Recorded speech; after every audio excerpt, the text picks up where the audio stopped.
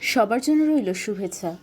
আজকে শোনাবো সৈয়দ মোস্তফা সিরাজের লেখা একটি অসাধারণ ছোট গল্প জুলেখা।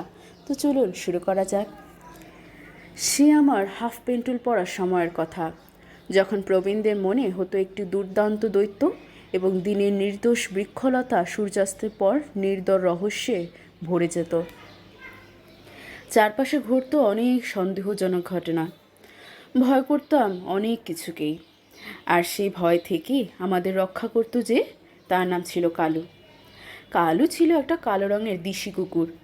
তার ছোট্ট শরীরটা ছিল যেন একটা সাইরেন যন্ত্র। সে আমাদের বাড়ি আসার পর থেকে দরমার মুরগি চুরি বন্ধ হয়েছিল।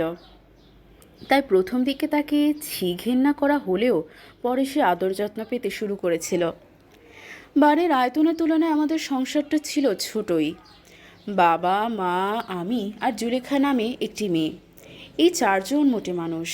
একটা গাই গরু, তার বাছুর আর এক দঙ্গল মুরগি, যাদের মাথায় ছড়ি ঘোরানোর জন্য ছিল এক তাগড়াই মোড়ক। জুলেখা, যার নাম দিয়েছিল বাদশাহ। জুলেখার ডাক নাম ছিল জুলি। আমার সেই হাফ পেন্টুলের বয়সে জুলি শাড়ি ধরেছিল। আমার জন্মের 5 বছর আগে জুলির বয়স ছিল মোটে 2। প্রতি শীতে উত্তরের পদ্মা এলাকা থেকে যে গরিব মানুষেরা দল বেঁধে রার এলাকায় ভাত খাওয়ার লোভে ছুটে আসতো, তারা নিজেদের বলতো মুসাফির, এবং অন্যের জন্য সেই অভিযানকে তারা বলতো সফর। সেবার মাঘ মাসের এক বৃষ্টির রাতে দলছাড়া হয়ে এক মুসাফির মা ও তার 2 বছরের মেয়ে আমাদের দলিজ ঘরের বারান্দায় আশ্রয় নেয়। ভেদবমি হয়ে মা শেষ রাতে মারা গেল। আমার দয়ালু দাদু তার সদ্গতি করেন। বাচ্চা মেয়েটি আমাদের বাড়িতেই থেকে যায়। অতটুকু মেয়ের চুলের বহর লক্ষ্য করে দাদু তার নাম রাখেন জুলেখা, কেশবতী।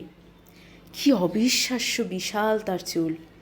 সেই চুলের বিশালতা আমাকে ভীষণ টানত। জুলের চুল ধরে আমি ঝোলাঝুলি করতাম, চুলের ভেতর লুকিয়ে পড়ে মাকে দিতাম কুকি। খিড়কির ছোট্ট পুকুরে সেই চুল ধরেই আমি সাঁতার কাটা শিখেছিলাম। আসলে জুলি হয়ে উঠেছিল আমার ক্রীড়াভূমি। সে শুয়ে থাকলে তার উপর লং জাম্প, হাই জাম্প খেলতাম। গাছে ওঠার জন্য সে ছিল আমার নির্ভরযোগ্য সিঁড়ি। নিজের সঙ্গে লুকোচুরি খেলতে তার চেয়ে ভালো বুড়ি কল্পনা করা যায় না। আর এমনই করে দিনে দিনে তার শরীরের অনেকটা আমার চেনা হয়ে গিয়েছিল। আসলে জুড়ে ছিল আমার বহুবার পড়া ভূতের গল্পের বই, যার গল্পটা পুরনো হয়ে গেলেও ভূতটা রহস্য দিয়ে বারবার কাছে টানে। কখনো সে সাবধানে ঘায়ের অবস্থা পরখ করে বলতো, আর 2টো দিন। ঘা শুকিয়ে সব স্বাভাবিক হয়ে গেলেও সে বলতো, লাগছে না তো? ব্যথা করছে না শুনে সে ফুঁস করে যে নিঃশ্বাসটি ফেলেছিল, এতকাল পরেও তা কানে লেগে আছে। তার কাছে আমার লজ্জার কিছু ছিল না। এই জুলি বাড়ির যেসব কাজ করতো তা বাদিরাই করে থাকে, কিন্তু তাকে বাড়ির মেয়ের মতোই দেখা হতো। তার বিয়ের বয়স বাড়ছিল দেখে বাবা ভেতর ভেতর পাত্র খুঁজতেন। কোনো পাত্রই পছন্দ হতো না মায়ের। মা ছিলেন খুব খুঁতখুঁতে মেয়ে। বলতেন, যে ঘরে ওর জন্ম হোক, খানদানি বাড়িতে মানুষ হয়েছে, মনীষ খাটা ঘরে গিয়ে থাকতে পারবে, কষ্ট হবে না। বাবা রাগ করে বলতেন, কোন খানদানি ঘরের ছেলে ওকে বিয়ে করবে? লেখাপড়া জানে? মা দ্বিগুণ রেগে গিয়ে বলতেন, শেখাওনি কেন লেখাপড়া? কর্তব্য ছিল না তোমার? বাবা দমে গিয়ে বলতেন, তুমি শেখালেই পারতে, অল্প স্বল্প একটুখানি হলেও অন্তত। মা একই সুরে বলতেন, আমি তোমার সংসার সামলাবো না কাউকে ক খ শেখাবো? ভারী আমার বলেছ। তবে দুজনেই দেখতাম ভীষণ পস্তাতে শুরু করেছিল ওকে লেখাপড়া শেখানো হয়নি বলে। জুলেখা ওই সময়টাতে খুব আড়ষ্ট হয়ে গিয়েছিল। কাঁতুর চোখে তাকিয়ে সে আঙুল খুঁড়ত। একদিন আড়ালে আমাকে চুপি চুপি বলেছিল, জানো অঞ্জু, আমার বিয়ে কথা হচ্ছে। আমি কিন্তু বিয়েই করব না, দেখবে। কেন জুলি? অবাক হয়ে জিজ্ঞেস করেছিলাম ওকে। কেন তুমি বিয়ে করবে না? জুলি আস্তে আস্তে বলেছিল, আমি কারোর বাড়ি থাকতে পারবো না, আমার খুব কষ্ট হবে। বিয়ে কি জুলি? জুলিও খুব অবাক হয়ে কিছুক্ষণ আমার দিকে তাকিয়ে থাকার পর হঠাৎ দুহাতে আমাকে জড়িয়ে ধরেছিল। ফিসফিস করে বলেছিল, তুমি ছাড়া আমি আর কারোর পাশে তুমি ছাড়া আর কারোর পাশে আমি শুতে পারবো না, আমার লজ্জা করবে খুব। বিয়ে করলে পাশে শুতে হয়? সত্যি বলছো? হুম, সে গম্ভীর হয়ে বলেছিল। পাশে শোয়ার জন্যই তো বিয়ে। কেন পাশে শুতে হয় জুলি? অমনি জুলি আমার পিঠে থাপ্পড় মেরে বলেছিল, বলতে নেই, ছি, আমি তোমার ফুফু হই না? তারপর যত দিন যাচ্ছিল জুলির বিয়ে কেন্দ্র করে যেন একটা সমস্যা মাথাচড়া দিচ্ছিল। প্রায়ই দেখতাম বাবার সঙ্গে মায়ের কথা কাটাকাটি চলছে। মা খেপে গিয়ে বলছেন, মেয়েটা তোমার গলার কাটা হয়ে উঠেছে তো, ওকে যেমন করে হোক না তাড়িয়ে শান্তি নেই, নইলে কোন আক্কেলে তুমি ওই আধবুড়ো ল্যাংড়া ভ্যাংরা লোকের বাড়ি ঠেলতে চাইছো? বাবা বলেছেন, কি মুশকিল, বদ্রু তো খানদানি ঘরের ছেলে, মিলিটারিতে বাবুর্চির চাকরি করত। জাপানিদের গুলি লেগে একটা পা জখম হয়েছিল, রীতিমতো সরকারি পেনশন পাচ্ছে, এদিকে খাসি কেটে হাটবারে ভালোই কামাচ্ছে। তুমি ওকে ল্যাংড়া ভ্যাংরা বলে ঠাট্টা করো না, দুনিয়া চড়ে খায় বদরুদ্দিন। বদ্রুর একটা পা ছিল না, সে ক্রাচে ভর করে হাঁটত। হাটবারে তাকে দেখতাম রাস্তার ধারে ছোট্ট একটা নিম গাছের ডালে রক্তাক্ত খাসি ঝুলিয়ে ছাল ছাড়াচ্ছে। তার চেহারায় একটা নিষ্ঠুরতা ছিল, অথচ সে যখন হাসতো তখন তাকে ভদ্রলোক দেখাতো। সম্ভবত সে যুদ্ধের সময় ফ্রন্টে ছিল এবং যেন নিজেও যুদ্ধ করেছে সেইটাই বোঝাতে চাইতো চেহারায় একখানা নিষ্ঠুরতা চাপিয়ে। বাসে বা ট্রেনে নাকি তাকে ভাড়া দিতে হতো না। বাসে বা ট্রেনে চাপার সময় সে তার মিলিটারি উর্দিটি গায়ে চড়াতো, আর তখন তার সেই বহিরঙ্গের নিষ্ঠুরতাটা যেন ভয়াল হয়ে উঠত। এমন একটা লোকের পাশে গিয়ে জুলিকে শুয়ে থাকতে হবে ভাবতেই রাগে দুঃখে আমার কান্না পাচ্ছিল। আমি জুলির আরও কাছ ঘেঁষে থাকছিলাম। বাড়ির পেছনে ছোট্ট পুকুরটার পাড়ে আমাদের বাগান ছিল। জনহীন দুপুরবেলায় সেই বাগানে আমরা গভীর ষড়যন্ত্রে লিপ্ত হতাম, আর কালুও ছিল আমাদের সেই ষড়যন্ত্রের এক শরিক। আমরা দুজনে কালুকে খুব প্ররোচনা দিতাম, বদ্রুর বাকি পাখানাও যেন সে কামড়ে খেয়ে ফেলে। কোথাও বদ্রুকে দেখা মাত্র চুপি চুপি কালুকে লেলিয়েও দিয়েছি, কিন্তু কালু হতচ্ছাড়া ওকে যেন প্রাক্তন যোদ্ধা ভেবেই সম্মান জানাতো লেজ নেড়ে। ক্রমশ কালুর উপর আস্থা খুইয়ে একদিন জুলি মাথার উপরকার লম্বাটে একটা ডাল দেখিয়ে বলেছিল, ল্যাংড়া বদ্রু আসুক না বিয়ে করতে, এসে দেখবে আমি ওখান থেকে ঝুলছি। এক হাত জিভ বের করে চুল এলিয়ে বলে সে সত্যি জিভ বের করে একটা ভয়ানক ভঙ্গি করেছিল। আমার ভীষণ খারাপ লেগেছিল। বলেছিলাম, ধুস, পিচ্ছিরি দেখাবে। দেখাবেই তো, দেখে বদ্রুর বিয়ে সদ ঘুচে যাবে। একটু ভেবে বলেছিলাম, হুম, ওকে বিশ্বাস নেই, তবু বলবে বিয়ে করব। জুলি হেসে অস্থির। আর কি করবে? তখন আমি তো মরে গেছি। সঙ্গে সঙ্গে তাকে দু হাতে জড়িয়ে ধরেছিলাম, ফুপিয়ে উঠে বলেছিলাম, না না। আর জুলি সেই জনহীন দুপুরবেলার বাগানে আমাকে বুকে চেপে নিঃশব্দে কতক্ষণ ধরে কান্নাকাটি করেছিল। কালু আমাদের পেছনে দাঁড়িয়ে ব্যথিতভাবে লেজ নাড়ছিল। হঠাৎ মুখ তুলে তাকে দেখে মনে হয়েছিল দৈত্যদের পৃথিবীতে আমার আর জুলির মতো কালুও এত অসহায়। বাবা আমার কোমল হৃদয়া মাকে যখন অনেকটা নুইয়ে ফেলেছেন, গন্ধে গন্ধে খোঁজ নিতে এসে পড়েছে হুড়মতি নামে এক নাচুনি, যার বগলে সবসময় একটা ঢোলক আটকানো। এমনকি পাশের বাড়ির হাতেমের বউ এসে হলুদ বাটার জন্য শিলনোড়া চাইছে। সেই সময় একদিন ডাক পিয়ন একটা পোস্ট কার্ড দিয়ে গেল। বাবা পোস্ট কার্ডটা হাতে করে বাড়ি ঢুকে ঘোষণা করলেন, ডেপুটি সাহেব আসছেন। সঙ্গে সঙ্গে একটা হিড়িক পড়ে গেল।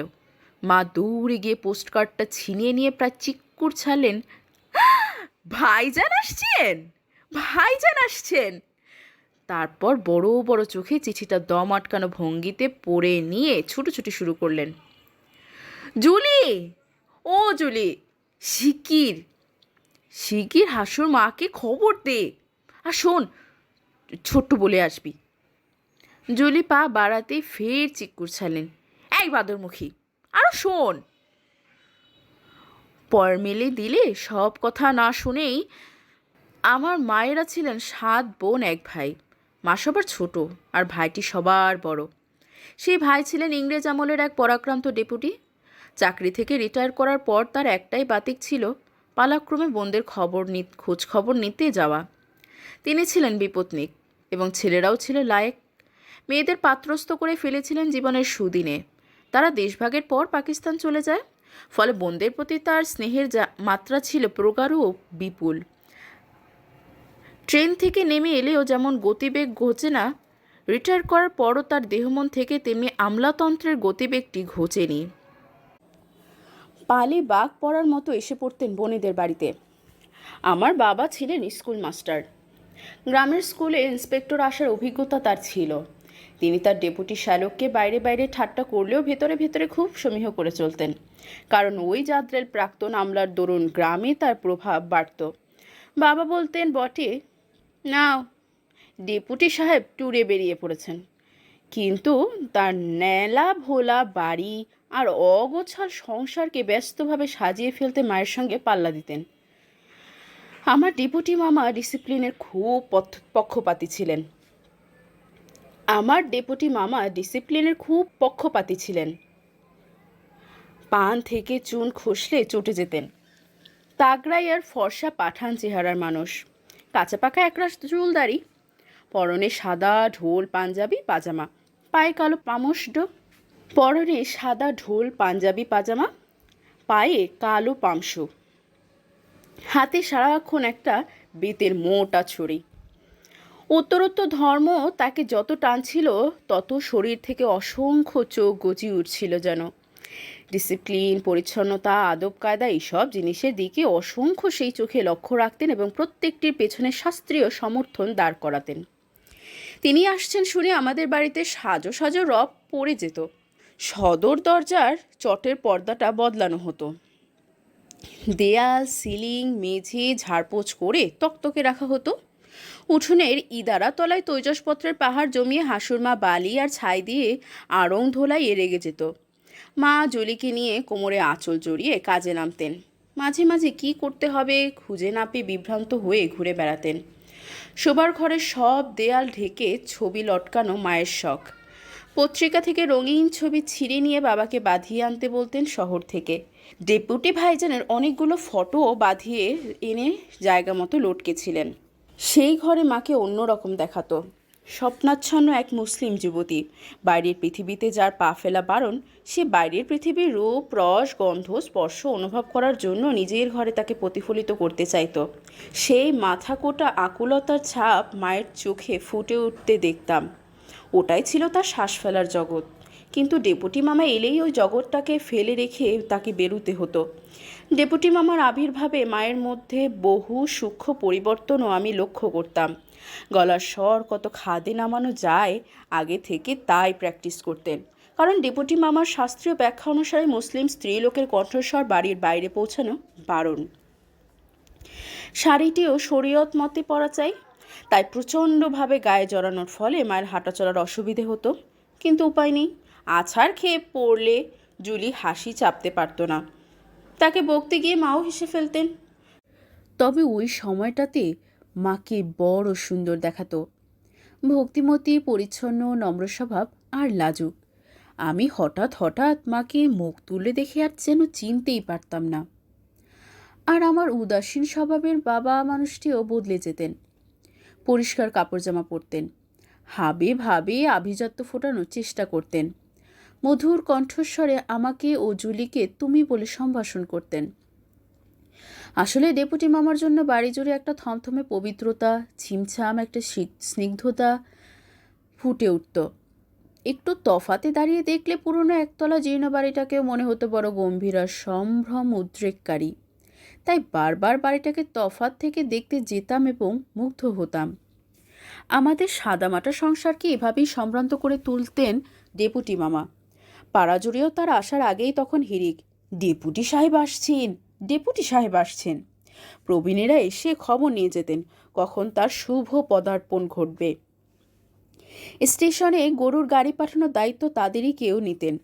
কেউ পাঠিয়ে দিতেন ধামা ভরা পোলাওয়ের চাল, কেউ দিয়ে যেতেন এক বয়াম ঘি, এমনকি মোরগ পর্যন্ত। এসব উপহার সামগ্রী তাদের সেন্টিমেন্ট রক্ষার জন্য, এবং ডেপুটি সাহেবের মুখ চেয়েও ফিরিয়ে দেওয়া হতো না। তখন তার সম্ভ্রমের পালিশে সারা মুসলমান পাড়া ঝলমলিয়ে উঠেছে। এর একটা বিশেষ কারণও ছিল। একসময় স্বদেশী আন্দোলনের ঠেলায় ইংরেজ সরকার মফস্বলের আমলাদের তথাকথিত গঠনমূলক কাজে লেলিয়ে দিতেন। ডেপুটি মামার দেহ মনে যে গতিবেগের কথা বলেছি, এই গঠনমূলক কাজের ব্যাপারটা ছিল তার অন্তর্ভুক্ত। তবে রিটায়ার করার পর ধর্ম এবং অন্যান্য কারণে তার তৎপরতা একান্তভাবে মুসলিম সমাজমুখী হয়ে ওঠে, যাকে তিনি বলতেন কওমি খিদমত, অর্থাৎ জাতির সেবা। আমাদের গ্রামের মুসলিমদের মধ্যে জিন্নাহ সাহেবের দ্বিজাতি তত্ত্বকে তত বেশি খাওয়ানোর ইচ্ছে না থাকা সত্ত্বেও, কারণ ডেপুটি মামা রাজনীতি অপছন্দ করতেন এবং ইংলিশদেরই ভাবতেন দেশের ত্রাণকর্তা, তাই শেষ পর্যন্ত কমই রিজেকশন গোছের একটা উন্মেষ ঘটিয়েছিলেন। মসজিদে মাইনিকরা মৌলবি রেখে বালক বালিকাদের ধর্মশিক্ষার ব্যবস্থা হয়েছিল তারই উপদেশে। ছোটোখাটো বিবাদের ফয়সালা তার পথ চেয়ে বসে থাকত। লোকেরা বলা বলি করত, এবার ডেপুটি সাহেব এলে এই গহরার এরাদুর কাজিয়াটা মিটে যাবে, কিংবা ইনু যে তার গরিব ভাগ্নের হক মেরে খাচ্ছে সেটারও একটা আশকারা হয়ে যাবে। ডেপুটি সাহেব এসে মসজিদের ভাষণ দিয়ে লোকগুলোকে এমন উত্তেজিত করে ফেলতেন যে তারা গঠনমূলক কাজের খোঁজে পিলপিল করে বেরিয়ে পড়তো ঝুড়ি, কোদাল, কাটারি নিয়ে। রাস্তা মেরামতে লেগে যেত, ডোবা পুকুর থেকে কচুরিপানা সাফ করে ফেলতো, মাঠের ঈদগার সংস্কারে মেতে উঠত। সরকারের কাছে তাদের হয়ে দরবার করারও সুবিধে ছিল তার। আর এসবের ফলে ডেপুটি সাহেব জনপ্রিয় হয়ে উঠেছিলেন। হয়তো গ্রামের লোকেরা ভাবতো একবার ডেপুটি হলে মানুষ সারা জীবনে ডেপুটি থেকে যায়। জুলি চুপি চুপি আমাকে বলতো, জানো অঞ্জু, ডিপটি ভাইজান ম্যাজিস্ট্রেটের হাকিম ছিল। শুনে আমার তো হাত পা কাঁপছে তখন থেকে। হাত পা কাঁপছে কেন? জুলি চোখ বড় বড় করে বলতো, ম্যাজিস্ট্রেটের হাকিম কি যে সে? হেসে অস্থির হয়ে বললাম, ম্যাজিস্ট্রেটের হাকিম কি বলছো তুমি? মামুজি তো ডেপুটি ম্যাজিস্ট্রেট ছিলেন। জুলি আরও ঘাবড়ে গিয়ে বলতো, ও মা, তাই বুঝি? আমি ভাবি ম্যাজিস্ট্রেটের হাকিম। জুলির অজ্ঞতা দেখে অবাক হতাম না। আমার পড়ার বইয়ের পাতা খুলে সে অন্ধের চোখ দিয়ে দেখত। তার শ্বাস প্রশ্বাস যেন আটকে যেত আবেগে। একবার একটা ছবির ভিতর সেই প্রথম মানুষের মুখ চিনতে পেরে তার শরীর জুড়ে থরথর আনন্দের উচ্ছ্বাসও আমি দেখেছিলাম। তারপর থেকেই যেন সে মায়ের শোবার ঘরের দেয়ালে মায়ের মতোই একটা পৃথক জগৎ আবিষ্কার করতে শিখেছিল। সুযোগ পেলেই সে আমাকে সাথে নিয়ে ও ঘরে ঢুকত। একটার পর একটা ছবির সামনে গিয়ে দাঁড়াতো। আমি বুঝিয়ে দিতে গেলে সে কাঁধে চাপ দিয়ে ফিসফিসিয়ে উঠত, চুপ করো তো। তারপর ডেপুটি মামার ছবির সামনে গিয়ে তাকে চিনতে পেরেই জিভ কেটে মাথায় কাপড় চড়িয়ে ঘোমটা দেওয়ার ভঙ্গি করত। এটা মেয়েদের শরীয়তি শালীনতার রীতি। ডেপুটি মামা এলে তাকে জলের গ্লাস, চায়ের কাপ প্লেট, পান মশলার রকাবি এসব পৌঁছে দিতে হতো জুলিকে। সে প্রচুর ঘোমটা টেনে এবং প্রচণ্ডভাবে শাড়িটাকে শরীরে লেপটে মাথাটা সামনে ঝুঁকিয়ে এগিয়ে দিত দলিজ ঘরে। সে প্রচুর ঘোমটা টেনে এবং প্রচণ্ডভাবে শাড়িটাকে শরীরে লেপটে মাথাটা সামনে ঝুঁকিয়ে এগিয়ে দিত দলিজ ঘরে। দলিজ ঘরে বাইরের লোক থাকলে সে দরজার এধারে পর্দার আড়াল থেকে ভীতু কণ্ঠস্বরে নিয়ে যাওয়া জিনিসটার নাম উচ্চারণ করত। অথচ ওইসব লোকের সামনে মাথা খুলে অগোছালো শাড়ি পরেই সে ঘোরে। ডেপুটি মামা অনেক সময় শুনতে পেতেন না কথার খেয়ালে, তখন তাকে দাঁড়িয়ে থাকতেই হতো আর মাঝে মাঝে মৃদুস্বরে জিনিসটার নাম আওড়াতে অথবা আস্তে আস্তে করে কাশতে হতো। তবু ভেতর থেকে সাড়া না এলে সে বিব্রত মুখে আমাকে খুঁজত। তখন আমি গিয়ে তার মুশকিল আসান করতাম। ডেপুটি মামা প্রথম জুলির বয়সের দিকে বাবা ও মায়ের দৃষ্টি আকর্ষণ করেছিলেন। বলে গিয়েছিলেন, মেয়েটা বিয়ের লায়ক হয়েছে, আফটার অল পরের মেয়ে, ওকে আর ঘরে রেখো না। পরের বার এসে জুলিকে দেখে ফের বলেছিলেন, এখনও ওর বিয়ে দাওনি? আব্দুল্লাহ, হুসনা, তোমরা আগুন নিয়ে খেলছো, হুঁশিয়ার। জুলি সেই কথা আড়ি পেতে শুনেছিল। তার ক্ষোভ হয়েছিল, কিন্তু মুখ ফুটে কাউকে বলতে পারিনি। কিছুদিন পরে কালুর সঙ্গে বাগানে লুকোচুরি খেলছি। জুলি পেয়ারা গাছে ঠেস দিয়ে বুড়ি হয়ে দাঁড়িয়ে আছে। কালুর আগে আমি বুড়ি ছোঁয়া মাত্র ধাক্কা খেয়ে পড়ে গেলাম। খাপ্পা হয়ে বললাম, ফেলে দিলে আমাকে? জুলি গাল ফুলিয়ে বলল, ছুঁয়ো না আমাকে। জানো না আমি আগুন, হাতে ফুসকা পড়বে। রাগটা সঙ্গে সঙ্গে পড়ে গেল। এমন মজার কথায় না হেসে পারা যায় না। আমি ওকে শক্ত করে জড়িয়ে ধরলাম। আগুন নাও, পোড়াও পোড়াও পোড়াও আমাকে। আমি ওর শরীরকে ওতপ্রোতভাবে খামচে টানাটানি করে, এমনকি ওর বুকে ঢু মারার মতো মাথা ঘুজে এবং ওর বিশাল চুল ধরে ঝুলোঝুলি করে বলতে লাগলাম, আগুন আগুন, তুমি বলো আগুন। জুলি ধপাস করে পা ছড়িয়ে বসে কেঁদে ফেলল। তখন অপ্রস্তুত হয়ে সরে গেলাম। কালু আমার পাশে এসে দাঁড়ালো। বৃক্ষতলে এলো চুলে শোকাকিনী জুলির দিকে দুজনে ফ্যাল করে তাকিয়ে থাকলাম। সে রাতে জুলি কোনো গল্প বলছিল না। উঠোনে একবার কালু সন্দিগ্ধ কণ্ঠস্বরে ডেকে চুপ করে গেল। পেছনের তালগাছটায় খড়খড় শব্দ হতেই আমি ভাবলাম একটা পরী আকাশপথে যেতে যেতে ক্লান্ত হয়ে তালগাছের মাথায় বিশ্রাম নিতে নেমেছে, এবং সেটা টের পেয়েই কালু আস্তে ঘেউ ঘেউ করে উঠেছে। ভয়ে জুলির কাছ ঘেঁষে গেলাম। সে চিত হয়ে শুয়েছিল। হঠাৎ ঘুরে আমাকে বুকে টেনে নিল। তো সেবার বসন্তকালে যখন ল্যাংড়া মিলিটারি বদরুর সঙ্গে জুলির বিয়ের কথা মোটামুটি ঠিক হয়ে এসেছে, সেই সময় ডেপুটি মামার আবির্ভাব ঘটল। জুলি যেমন তেমনি আমিও বুঝতে পেরেছিলাম জুলির আর উদ্ধারের আশা নেই। বিশেষ করে বদরু সেবেলা নিজেই এসে খাসির মাংস দিয়ে গেল। তার চেহারার নিষ্ঠুরতাটা ঘষে মেজে কোমল দেখাচ্ছিল। ডেপুটি মামাকে যখন অভ্যর্থনা করে গরুর গাড়ি থেকে নামানো হচ্ছে, তখন তাকে মিলিটারি পোশাকে দেখে আমি শিউরে উঠলাম। ডেপুটি মামা তাকে চিনতে পেরে বললেন, কি বদরুদ্দিন, কেমন আছো? বদরু এক পায়ে সোজা হয়ে খট করে স্যালুট ঠুকলো এবং বলল, ভালো আছি স্যার, আপনি ভালো তো? দ্রুত আমার মাথায় ভেসে এলো বাগানের আম গাছের সেই ডালটার কথা। কিছুদিন থেকে লম্বা ছড়ালো সেই ডাল খুব জ্যান্ত হয়ে জুলিকে খুঁজছিল। সব কিছু ফেলে বাগানে ছুটে গেলাম। ডাকলাম, জুলি, জুলি। কালু ও ভয়ার্ত স্বরে একবার ঘেউ করে ডাকলো। খুঁজে না পেয়ে বাড়ি ফিরে দেখি জুলি বারান্দার তক্তপাশে গালিচা বিছোচ্ছে। বাড়ি ঢুকে ডেপুটি মামা আগে ওখানে এসে বসবেন, নাস্তা পানি খাবেন, তারপর যাবেন দলিজ ঘরে। সেখানে প্রবীণদের ভিড় জমবে। ইজি চেয়ারে বসে তাদের সঙ্গে বাক্যালাপ করবেন ডেপুটি মামা। ছড়িটি পাশে ঠেকা দেওয়া থাকবে। জলির চোখে চোখ পড়লে সে একটু হাসলো। হাসতে পারলো দেখে অবাক লাগছিল। তারপর চমক খেলাম তার কপালে কাঁচপোকার টিপ দেখে। সেদিন সারা দুপুর খিড়কির পুকুরে তাকে একটা কাঁচপোকা ধরতে সাহায্য করেছিলাম ভেবে একটু পস্তানিও হলো। আর সে সুন্দর করে চুল বেঁধেছে। গত ঈদের ডোরাকাটা শাড়িটা বের করে পড়েছে। মায়ের ভঙ্গিতে খোপায় ঘোমটা আটকে রেখেছে। মুসলিম কুমারীদেরও ঘোমটা দেওয়া নিয়ম। সে কি জানে না ল্যাংড়া মিলিটারিরা সেজে গুজে দলিজ ঘরের সামনে এসে পৌঁছেছে? আমি ওকে কথাটা জানিয়ে দেব ভাবলাম, কিন্তু সুযোগই পেলাম না। ডেপুটি মামা দরাজ গলায় ডাকতে ডাকতে বাড়ি ঢুকছিলেন। অঞ্জু, অঞ্জু, কোথা রে? আমাকে দেখে ভ্রু কুচকে একটু হেসে বললেন, হ্যালো মাই বয়, কত বড়টি হয়ে গেছো তুমি, চেনাই যাচ্ছে না। হ্যাঁ? প্রথা অনুসারে এগিয়ে গিয়ে পদচুম্বন করলে মাথা স্পর্শ করে আশীর্বাদ করলেন। এবার মায়ের পালা। মা পদচুম্বন করে উঠেছেন। হঠাৎ আমার পেছন থেকে কালুর সাইরেন শুরু হয়ে গেল। সে এই প্রথম ডেপুটি মামাকে দেখেছে। কালুকে বাবা তাড়া করলেন, কিন্তু তার চেঁচামেচি বন্ধ হলো না। এমনকি আমিও তাকে বকে দিলাম, তবু সে গ্রাহ্য করল না। খিড়কির দরজায় দাঁড়িয়ে চিক্কুট ছাড়তে লাগলো। ডেপুটি মামার মুখে বিরক্তি ফুটে উঠেছিল, কিন্তু তখন কিছু বললেন না। কিছুক্ষণ পরে বারান্দার তক্তাপোষে গালিচায় বসে কথা বলতে বলতে হঠাৎ আমাকে জিজ্ঞেস করলেন, অঞ্জুর কোন ক্লাস হলো এবার? ক্লাস 6। মাশাল্লাহ, সাব্বাস।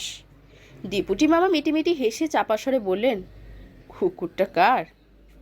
শুনতে পেয়ে মা ঝটপট বললেন, কারণ না, কোত্থেকে এসে জুটেছে, রাত্রিরে বাড়ি পাহারা দেয় বলে। হাত তুলে মাকে থামিয়ে দিয়ে বললেন, বলো তো অঞ্জু, আমার একটা কুকুর আছে, ইংরেজিতে কি? ভেবেচিন্তে বললাম, মাই হ্যাজ আ ডগ। ডেপুটি মামা অট্টহাস্য করে বললেন, আব্দুল্লাহ, হুসনা, শোনো তাহলে, মাই হ্যাজ আ ডগ। বাবা ক্রুদ্ধ স্বরে বললেন, সারা দিন পড়াশোনা নেই, খালি কুকুর নিয়ে খেলা। I have a dog. Deputy মামা হঠাৎ গম্ভীর হয়ে গেলেন, বললেন, আব্দুল্লাহ, তুমি তো আবার এথিস্ট, খোদাতালা মানো না, নমাজ পড়ো না, তোমাকে বলা ভুল। হুসনা, তুমি শোনো। মা ঘুমটা একটু টেনে উদ্বিগ্ন মুখে বললেন, বলুন ভাইজান। ইসলামী শাস্ত্রে আছে কুকুর পোষা নাজায়েজ, অসিদ্ধ, বিল্লির ঝুঁটো বরং পাক। কিন্তু যে বাড়িতে কুকুর থাকে সে বাড়িতে রাত বিরেতে ফেরেশতা ঢোকেন না। বাবা ফিক করে হেসে বললেন, খোদা তো সব দেখতে পান, ইন্সপেকশনের লোক পাঠানো দরকার কি? ডেপুটি মামা চোখ পাকিয়ে বললেন, তোমাকে বলিনি, তুমি তো নামে মুসলমান, ভিতরে হিন্দু। বাবা বললেন, সে কি, আমাকে তো এথিস্ট বললেন এক্ষুনি, আবার হিন্দু বানিয়ে দিলেন। বাবা তার এই ডেপুটি শ্যালকের জন্য গর্বিত ছিলেন বটে, কিন্তু তার সঙ্গে তর্ক করতে ছাড়তেন না। তর্কটা অনিবার্যভাবে ইংরেজিতে পৌঁছে যেত, তখন একটা আশ্চর্য আবহাওয়ার সঞ্চার ঘটত বাড়িতে। মা মুখ টিপে হেসে কাজ করে বেড়াতেন, কিন্তু কান থাকতো সেদিকেই, জ্বলে ফ্যালফ্যাল করে তাকিয়ে থাকতো। আমি গর্বিত মুখে লক্ষ্য রাখতাম। বাড়িটাকে আরও সম্ভ্রমে গম্ভীর করে তুলতো ইংরেজি ভাষা। মা মাঝে মাঝে ফিসফিস করে বলতেন, কোন সাহসে লাগতে যাওয়া, ম্যাজিস্ট্রেট ছিলেন, তার সঙ্গে কি স্কুল মাস্টারই। তবে শেষ পর্যন্ত বুঝতে পারতাম একজন প্রাক্তন ডেপুটি আর এক স্কুল মাস্টারের তর্কটা নিছক শ্যালক ভগ্নিপতির আড্ডা বিলাস। অবশ্য দলিজে যখন এই ব্যাপারটা ঘটতো, তখন সেটা আমাদের পরিবারের গভীরতর খানদানিরই প্রতীক হতো এবং প্রভাব ফেলত। লোকেরা হা করে দুজনে মুখের দিকে তাকিয়ে থাকতো। কিন্তু স্কুল মাস্টারের নাস্তিক্য সম্পর্কে প্রাক্তন ডেপুটির বিশ্বাস এমন পাকাপোক্ত ছিল যে সেজন্য আমাকেও একবার ভুগতে হয়েছিল, সেবার তর্কের সুর আমার নাম নিয়ে। ডেপুটি মামা বলেছিলেন, ছেলের নাম তো মরহুম সন বাবাজি রেখে গেছেন, তুমি হলে হিন্দু নামই রাখতে। বাবা বলেছিলেন, ভেবে দেখলে ওটা হিন্দু নামও, অঞ্জুমান আর অংশুমান একই। ডেপুটি মামা বাঁকা হেসে বলেছিলেন, বেয়াকুফের কানে একই রকমই শোনাবে বটে। বাবা জোর দিয়ে বলেছিলেন, ভাইজান, আমি বলছি শুনুন, অঞ্জুমান ফার্সিতে হলো জ্যোতিষ্ক, শাইনিং স্টার, আর সংস্কৃতে তোমার মাথা। অঞ্জুমান বা আঞ্জুমান হলো সভা, মজলিস।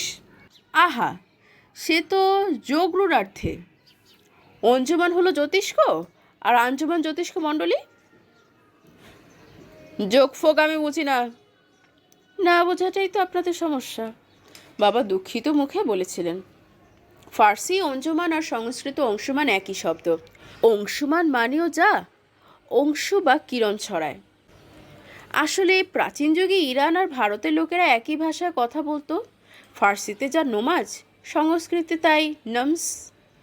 ডেপুটি মামা থামিয়ে দিয়ে বলেছিলেন, আগ্রম বাগ্রম ছাড়ো, ছেলের খতনা দিয়েছ? মা তো আড়ি পেতে বেড়াতেন। ঝটপট বলেছিলেন, করে দিয়েছি ভাইজান, সে তো 5 বছর বয়সী। আমাকে দাওয়াত করো নাই? আপনি তো তখন কুমিল্লায় পোস্টেড, বাবা বলেছিলেন। মনে করে দেখুন, চিঠি গিয়েছিল। ডেপুটি মামার সন্দেহ কিন্তু ঘোচেনি। সেদিনই দুপুরবেলা দলিজ ঘরে আমাকে ডাক দিয়েছিলেন। দুপুরের খাওয়ার পর বাড়ি তখন নিঃসার। সেদিন ছিল ছুটির দিন। বাবা ভাত ঘুম দিচ্ছেন, মা খিড়কির দৌড়ে গিয়ে বসেছেন, আর জুলি তার চুলে চিরুনি চালিয়ে উকুন খোঁজার ভান করছে। আমি উঠোনের কোনায় লেবুতলায় একটা খেলা খুঁজছি। এমন সময় দলিজ ঘর থেকে চাপা গম্ভীর ডাক ভেসে এলো, অঞ্জু, কাম হিয়ার। ভেতরে গেলে আবছা আলোয় ডেপুটি মামা ফিসফিস করে হেসে বললেন, তোর সত্যি খতনা হয়েছে? লজ্জায় কাঠ হয়ে বললাম, হুম। কাছে আয়। যাচ্ছি না দেখে ধমক দিলেন। তখন কাছে গেলাম। ডেপুটি মামা বুড়ো কোচকে বললেন, ফাঁস না বোতাম? বুঝতে পারছি না দেখে আমার জামা তুলে বললেন, ফাঁস। তারপর এক টানে ফিতের ফাঁসটা খুলে আমার হাফ প্যান্টুল নামিয়ে দিলেন এবং খুদে জিনিসটাকে নেড়েচেড়ে পরীক্ষা করে ফুস করে শ্বাস ছেড়ে বললেন, অলরাইট, ফাঁস আটকে ফেলো, আর এই নে বকশিস, খেলগে যা। বকশিসটা একটা অবিশ্বাস্য আধুলি এবং আমার হাফ প্যান্টুলের বয়সে তার প্রচুর দাম। তবে লজ্জায় কথা কাউকে বলিনি। জুলি, যার কাছে আমার গোপনীয় কিছু ছিল না, তার কাছেও না। ল্যাংড়া মিলিটারি বদ্রুর সঙ্গে জুলির বিয়ের কথা চলার সময় ডেপুটি মামা এসে সামান্য একটা প্রাণী কালুকে শত্রু ভেবে বসবেন কল্পনাও করিনি। কালু ছিল আমার সারাক্ষণের সঙ্গী। সে আমার সঙ্গে স্কুলেও যেত। যতক্ষণ স্কুলে থাকতাম তার আনাচে কানাচে অপেক্ষা করার ইচ্ছে থাকতো, কিন্তু বোর্ডিংয়ের রান্নাঘরের কাছে আড্ডা দিতে যারা, তারা তাকে পছন্দ করতো না। তাড়া করে আমাদের পাড়ায় ঢুকিয়ে রেখে যেত। স্কুল থেকে ফেরার সময় তার সঙ্গে ঠিকই দেখা হয়ে যেত কবরখানার কাছে। বাড়ি ফিরে তাকে না দেখতে পেলে আমি অস্থির হব, কালু জানত। আর জুলিও কালুকে ভীষণ ভালোবাসত। আমি, জুলি ও কালুর একটা পৃথক জগৎ ছিল। সেখানে আমরা তিনজন পরস্পর প্রতিশ্রুতিবদ্ধ ছিলাম, কেউ কাউকে ছেড়ে থাকবো না। ডেপুটি মামা এসে তখন ফতোয়া জারি করলেন, কালুকে তাড়াতে হবে। আমারও জুলির মুখ শুকিয়ে গেল। আমরা সেবেলা বাগানে গিয়ে চুপি চুপি পরামর্শ করলাম কীভাবে কালুকে বাঁচানো যায়। তবে জুলি বলল, কথাটা কিন্তু সত্যি। রাত্রিরে কালু চেঁচায় কেন অত? এতদিনে বুঝলাম। জানো অঞ্জু? কেন জুলি? ফেরেশতা আসে বলে? ফেরেশতা কেমন বলো তো? জুলি জানতো। বলল, তোমার বইয়ে লেখা নেই? সাদা ফিট কাপড় পরা, মাথায় সাদা পাগড়ি, আধারে যেন জলে। কেন আসে? আসলে আমি রাগ করে কথা বলছিলাম। আসবার দরকারটা কি? বাড়ির মানুষ ভালো না মন্দ তাই দেখতে। আমরা তো ভালো। ভালোই তো। আমরা কি ল্যাংড়া হারামির মতো খারাপ? আমরা কি কারোর গলায় ছুরি চালাই? খুব অবাক লাগছিল। ডেপুটি মামা আর কালু দুজনেই তাহলে রাতের আগন্তুক ফেরেশতাকে দেখতে পায়, আর কেউ পায় না। পেলে তো কবে সে কথা বলতো। মা না, বাবা না, জুলি না, পাশের বাসার হাতেম না, এমনকি মৌলভী সাহেবও না। আমাদের বাড়ি ওর খাওয়ার পালা পড়লে কালু ওকে দেখে কত চেঁচামেচি করেছে। তবু তো উনি বলেননি কালু রাতের ফেরেশতাকে বাড়ি ঢুকতে দেয় না। ডেপুটি মামার এই অসামান্য ক্ষমতা আমাকে ওর সম্পর্কে আরও ভয় পাইয়ে দিল। সেই বয়সে প্রবীণেরা এমনিতেই দৈত্যের মতো উঁচু আর বলবান। ডেপুটি মামাকে তাদের চেয়েও উঁচু আর ক্ষমতাশালী দেখতে পেলাম। জুলিও আমি ভেবে ভেবে কিছুই ঠিক করতে পারলাম না কালু বেচারিকে কীভাবে রক্ষা করব।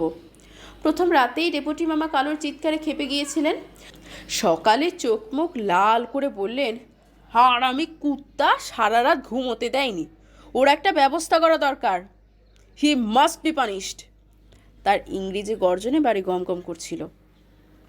আর কালু কেন কে জানি ওকে দেখে খেপে গিয়েছিল। সারাক্ষণ চেঁচামেচিতে কান ঝালাপালা করে দিচ্ছিল। কিছুতেই তাকে শান্ত করতে পারছিলাম না। যতবার তাকে বাগানে ঠেলে দিই, বাড়ি ঘুরে সে দলিজ ঘরের কাছে যায় আর চিৎকার করে। বেলা বাড়তে বাড়তে দলিজ ঘরের সমাবেশে ডেপুটি মামার ফরমান জারি হলো। তারপর আটকে উঠে দেখলাম জুয়ান মধ্যে এক দঙ্গল লোক পরওয়ানা নিয়ে বেরিয়ে পড়েছে। পা চুপ করে থাকলেন। শুধু বাবা বোকার মতো হেসে বললেন, কোনো মানে হয়? ভাইজানের যত বয়স হচ্ছে তত যেন পাগলামিটা বেরিয়ে যাচ্ছে। ঘরে ছবি থাকলেও নাকি ফেরেশতা ঢোকে না। তার বেলায় তো উচ্চবাচ্য নেই। মা অমনি চোখ কটমটিয়ে বললেন, থামো তুমি। লোকগুলোর হাতে লাঠি, বল্লম, চটের থলে প্রকাণ্ড ঝুড়ি পর্যন্ত। আরেকবার দোলেজ ঘরের সামনে কালু চেঁচাবার জন্য গিয়ে পড়তেই তারা হৈ হৈ করে তাকে তাড়া করলো। আমি ভ্যাঁ করে কেঁদে ফেললাম। জুলি এসে আমাকে টেনে ঘরে ঢোকালো, আশ্বাস দিয়ে বলল, পারবে না, কালু খুব চালাক। ডেপুটি সাহেব কদিন আর থাকবেন, চলে গেলেই কালু বাড়ি ফিরবে দেখো। তখন দূর থেকে দৈত্যদের বিকট চিৎকার ভেসে আসছিল। চিৎকার আরও দূরে মিলিয়ে গেলে জুলি আমার চোখ মুছিয়ে দিতে দিতে বলল, ছি, কাঁদে না, তুমি এখন বড় হয়েছ, কাঁদা মানায় না তোমার। এই দেখো না, আমার মাথার সমান হয়েছে তোমার মাথা। সে আমার গালে গাল ঠেকিয়ে উচ্চতা দেখালো, তারপর আমাকে অবাক করে আমার গালে চুমু খেলো। তারপর সে আবছা আধারে ভরা ঘরে আমার শরীর নিয়ে সে যা সব করতে থাকলো তা তার সান্ত্বনারই প্রকাশ। তারপর আর কালুকে দেখতে পাইনি, পাড়ায় না, তার প্রিয় ভ্রমণক্ষেত্র কবরখানাতেও না, গ্রামে না, কোথাও না। আমার জীবন থেকে কালু হারিয়ে গেল চিরদিনের মতো। কেউ আমাকে বলতে চাইতো না কালুর কী হলো। কিন্তু শুধু কালু না, পাড়ায় ফেরেশতা ঢুকবে না বলে লোকেরা পাড়ার সব কুকুরের পেছনে লেগেছিল। এভাবে কুকুর শূন্য হওয়ায় ফেরেশতারা নিশ্চিন্তে লোকেদের বাড়ি ঢোকার সুযোগ পেয়েছিলেন। বেগতিক দেখে মন্দ লোকেরাও ভালো সাজার চেষ্টা করে থাকবে। শুধু মুরগিচোর কিনুর কথা আলাদা। এক রাতে কিনু এসে মায়ের দরমা থেকে বাদশাহকে নিয়ে গেল। বাড়িতে চুপি চুপি হাহাকার পড়ে গেল। বাদশাহকে মা তার ডেপুটি ভাইজানের বিদায় ভোজের জন্যই নাকি রেখেছিলেন, অন্যদের উপর ছড়ি ঘোরানোর তম্বি করার জন্য। বাদশাকে মা তার ডেপুটি ভাইজানের বিদায় ভোজের জন্যই নাকি রেখেছিলেন, অন্যদের উপর ছড়ি ঘোরানো তম্বি করার জন্য নয়। জুলি আমাকে আড়ালে বলেছিল, এই তো শুরু হলো, আরও কত কী হবে দেখি না, ডেপুটি সাহেবের ফেরেশতা কাকে বাঁচায়। তবে কথাও ঠিক যে ফেরেশতা বাড়ি ঢোকায় জুলি তাকে নালিশ জানানোর সুযোগ পেয়েছিল। আমাকে শুনিয়েই ফিসফিসিয়ে বলতো, বাবা ফেরেশতা, আর যার সঙ্গেই হোক ওই ল্যাংড়া ভ্যাংড়ার সঙ্গে যেন আমার বিয়ে না হয়। এই শুনতে শুনতে এক রাতে আমি ওকে বলে ফেললাম, জুলি, আমি যদি বড় হতাম আমিই তোমাকে বিয়ে করে ফেলতাম। শোনা মাত্র আমার মুখে হাত চেপে জুলি সেই পুরনো ধুয়ো তুলে বলে উঠল, ছি, আমি তোমার ফুফু হই না? কিন্তু একটা ব্যাপার লক্ষ্য করে অবাক হয়েছিলাম, বদ্রুর সঙ্গে বিয়ের কথাটা কেন যেন চাপা পড়ে যাচ্ছে। তাহলে সত্যি কি রাতের ফেরেশতা বাগড়া দিয়েছেন জুলির প্রার্থনায় মন গলে গেছে বলে? এবার ডেপুটি মামা অন্যবারের চেয়ে বেশি দিন ধরে আছেন। গোড়াতেই বলেছি, আমার সেই বয়সে চারপাশে ঘটতো সন্দেহজনক সব ঘটনা, যার মাথা মুন্ডু বুঝতে পারতাম না। বাড়িতে যেন তেমন কিছু ঘটছিল। মায়ের মুখে থমথমে ভাব, বাবার সঙ্গে ফিসফিস করে কী সব আলোচনা করেন, বাবা গম্ভীর মুখে বেরিয়ে যান, বেশিরভাগ সময় বাইরেই কাটান। মা কাজ করতে করতে হঠাৎ থেমে আসতে ডাকেন, জুলি, শুনে যা। কিন্তু জুলি কাছে গেলে বলেন, থাক, পরে বলবো, দেখ তো ভাইজান চা ফা খাবেন নাকি। আর শোন, ওর গেঞ্জি ময়লা হয়েছে বলেছিলেন, চেয়ে নিয়ে আয়। এক সন্ধ্যায় তখন বসন্তকাল, মা নামাজ পড়তে বসেছেন, বাবা গেছেন হিন্দু পাড়ায় বন্ধুদের সঙ্গে আড্ডা দিতে, ডেপুটি মামা গেছেন মসজিদে। আমি পড়তে বসবো কিনা ভাবছি, জুলি আমার হাত ধরে খিড়কি দিয়ে বাগানে টেনে নিয়ে গেল। তারপর শ্বাস প্রশ্বাসের সঙ্গে বলল, ও অঞ্জু, জানো কি হয়েছে? না তো, কি হয়েছে জুলি? ভাবিজি তার ভাইজানের সঙ্গে আমার বিয়ে লাগিয়েছে। প্রায় চিৎকার করে উঠলাম, মামুজির সঙ্গে? চুপ চুপ।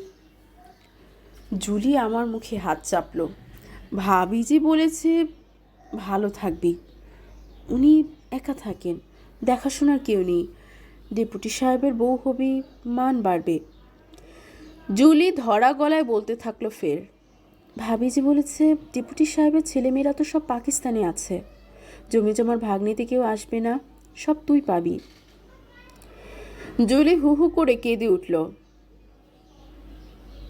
সব আমি পাবো, ঘরবাড়ি, জমি, সম্পত্তি। ছপ্পর খাটে পা ঝুলিয়ে আমি বাদির বেটি বেগম সেজে থাকবো। মা ডাকছিলেন, জুলি, জুলি। মায়ের কণ্ঠস্বর চাপা এবং স্নেহে কোমল। জুলি চোখ মুছে আস্তে আস্তে চলে গেল। সন্ধ্যার বাগানে আমি একা দাঁড়িয়ে, আম গাছটা থেকে মুকুলের মৌ মৌ গন্ধ অন্ধকারে। সারাদিন যেসব পাখি ডাকাডাকি করে তারা চুপ করে বসে আছে, যেন কিছু ঘুরতে চলেছে। আর যে বৃক্ষলতা এমন অন্ধকারে নির্দয় রহস্যে ভরে ওঠে, তাদের সব রহস্য পর্দাফাই হয়ে গেছে। তাদের নিষ্ঠুরতা ও জুলির ব্যর্থ প্রণয়কামী ল্যাংড়া মিলিটারির মতো কোমল হয়ে ভিজে যাচ্ছে। আমি নিঃশব্দে কাঁদছিলাম। ইচ্ছে করছিল তুমুল চেঁচামেচি করে বলে দেই, জুলি আমার, একদিন বড় হয়ে আমি তাকে বিয়ে করব। সে রাতে বিছানায় শুয়ে আশ্চর্যভাবে আবিষ্কার করলাম, কালু তাহলে ঠিকই চিনেছিল। যে প্রাণী অন্ধকার রাতে ফেরেশতাদের দেখতে পায় সে দৈত্য চেনে, এবং তার পকেটে লুকিয়ে রাখা কালো সিন্দুকটিও টের পায়। জুলি আমাকে সে রাতে আদরে আদরে অস্থির করে ফেলছিল। সে আমার গালে ঠোঁট রেখে ফিসফিস করে অনর্গল কথা বলছিল। সে বলছিল, শিগগির তুমি বড় হয়ে যাও। সে বলছিল, শিগগির শিগগির তুমি বড় হয়ে ওঠো সোনার ছেলেটা। তুমি যদি বড় হতে, কি সাহস পেত আমাকে বিয়ে করার। সে দু হাতে আমার মুখটা আঁকড়ে ধরে আবেগে ছটফট করে বলছিল, ছোটবেলাকার মতো আমার নাক চুষে দাও, আমার গাল কামড়ে খেয়ে ফেলো। আমি চুপচাপ দেখে সে কাত হয়ে চুল খুলে সেই চুল ছড়িয়ে আমাকে ঢেকে দিতে বলছিল। আমার এই চুলগুলো তুমি কত ভালোবাসো, এই নাও, তোমাকে চুল দিয়ে লুকিয়ে রাখলাম। ফেরেশতা এসে শুধোবে। অঞ্জু কোথায় গেল? তার নাম লিখবো খাতায়? আমি বলবো, পারো তো খুঁজে নাও। সে কি মজা হবে বলো তো। তারপর সে আমার মাথাটা টেনে আমাকে চুলের তলায় লুকিয়ে দিল। আমার দয়ালু দাদু 2 বছরের অনাথ মেয়েটির বিস্ময়কর চুলের বিশালতায় মুগ্ধ হয়ে তার নাম রেখেছিলেন জুলেখা, কেশবতী। সেই কেশবতী চুলে স্বাধীনতার প্রথম সুগন্ধ টের পেয়েছিলাম, যে সুগন্ধ অবশেষে এক বসন্তকালের বাগানের সন্ধ্যার অন্ধকারকে মাতিয়ে আমার তুচ্ছ এক রক্তি জীবনের রন্ধ্র দিয়ে ঢুকে চোখ ফাটিয়ে বেরিয়ে গিয়েছিল শিশিরের ফোঁটার মতো, ভিজিয়ে দিয়েছিল রহস্যের নিষ্ঠুরতাগুলিকে। জুলির কাছে পেয়েছিলাম স্বাধীনতার প্রথম সুঘ্রাণ। বলেছিলাম, আমাকে বড় হতে দাও। কিন্তু দৈত্যের মতো পরাক্রান্ত এক প্রাক্তন ডেপুটি প্রথমে কালুকে, পরে জুলিকে আমার জীবন থেকে মুছে দিলে আমি বাকি জীবনের জন্য একলা হয়ে গেলাম। আপনাদের ধন্যবাদ গল্পটি মনোযোগ দিয়ে শোনার জন্য। আপনাদের কেমন লেগেছে জানাতে ভুলবেন না। গল্পটি ভালো লাগলে শেয়ার করুন এবং চ্যানেলে সাবস্ক্রাইব করুন নতুন নতুন গল্প শোনার জন্য। ধন্যবাদ সবাইকে।